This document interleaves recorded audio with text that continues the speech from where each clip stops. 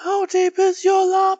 Your Larp, how deep is your Larp? For most of my videos, I have a theme or topic I stick to. Before I make a video, I brainstorm what I want to talk about and do a bunch of research to make sure that you, the viewer, get as much information jammed into your brain as humanly possible. And then I find an appropriate love song to sing through the disclaimer. Sometimes, though, the amount of research is too small to make a proper video out of, so today I've compiled a list of miscellaneous tips and tricks for an inspiring LARPer. Tips that'll help make the most of your time before, during, and after the event. So get ready, because I'm going to show you how to LARP.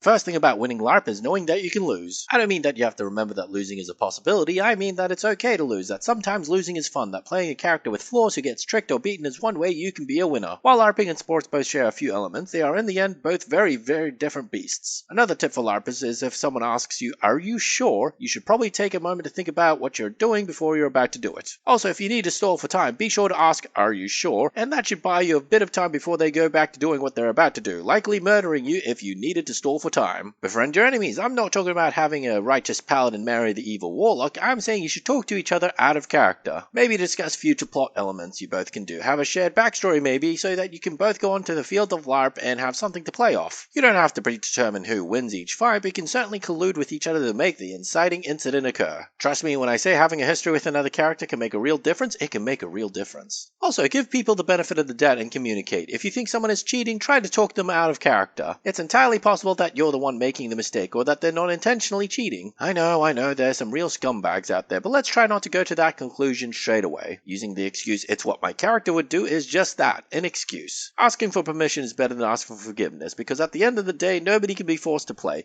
If things get really bad, there's nothing stopping people from just leaving out of character. Summoning rituals have a high chance of failure, but don't let that dissuade you from doing them anyways. They make convenient plot points. And my last LARPing tip, and this is a big one, make everyone feel included. I've mentioned or at least alluded to this tip before, but it really is that important. Most of us LARPers, due to our interests, have probably experienced being left out on some level. I'm not telling you to sacrifice your happiness for someone else, only that you shouldn't dismiss them before they really LARP.